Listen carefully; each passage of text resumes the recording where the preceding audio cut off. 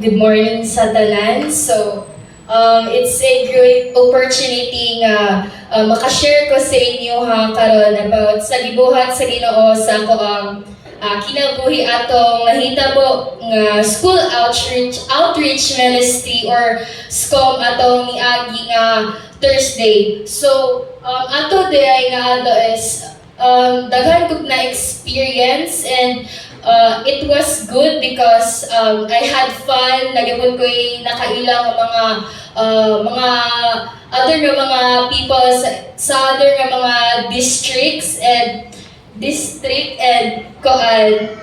daghan ko kog na-learn sa gitudlo ni Pastor Ivan, which is about to sa hell is real and that nganong need nato mag-share sa Word of God. And samtang nga, gapaminaw ko kay Pastor Ivan is, I felt convicted nga kinahanglan nako i-take seriously Word of God and na-challenge pud ko nga dili lang kay magpabilin ko nga nakabalo but kinahanglan pod nga mag-share pod ko sa uban sa ako ang natun-an and remind pod ko nga dako kayo akong responsibility as a Christian to share God's word. Also, I realize nga the word of God is not only for us who already know Him but also for those who have not heard about Him.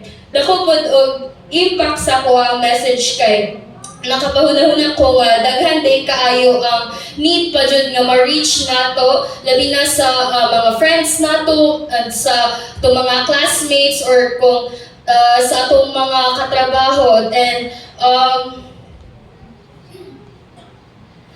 ma-encourage pud ko nga dili magpabilin nga maging passive lang but to be intentional and to willing to share God's word. Through this experience na challenge ko nga dili lang ko magpabilin nga nakabalo sa word of God but kinahanglan pod nga ako siyang i-live out o i-apply sa ako ang daily life. Kinahanglan mag-develop ko consistent nga habit sa pag-read sa Word of God o pag-focus sa ako relationship sa Ginoo para mas mo-grow pa ko spiritually o mas ma-equip ko sa pag-share sa iyang pulong sa uban. And remind pud ko nga kinahanglan ko mahimong more courageous sa pag-share sa gospel and I thank the Lord for that experience kay pinaagi ato is na-challenge ko to be more bold and to be faithful in sharing His word. Mao lang na. Thank you.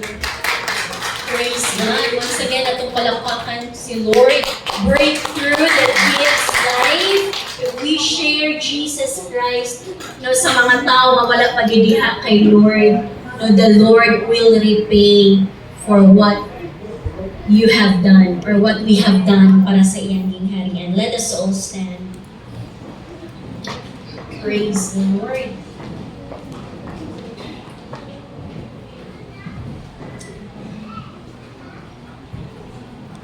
Pwede man ako tawagon ang tanan ng mga KKBs. It doesn't necessarily na wala ra mo kung ka-appeal sa kick-off, Pastor Rai. It's okay. As long as you're KKB, diri mo sa front. Because your mother, your father, your mother's fathers, the whole congregation will pray for you. We will pray for you. Sige, diri. Tanan KKBs. Tanan ka ng eskwela. And, yes, sige, naapa. Tanan ng eskwela, ang mga KKBs. Sige na, kanan, walay exempted. Mga KKBs yan. Ang yan, ano si edad sa yan? Yan, yan, single.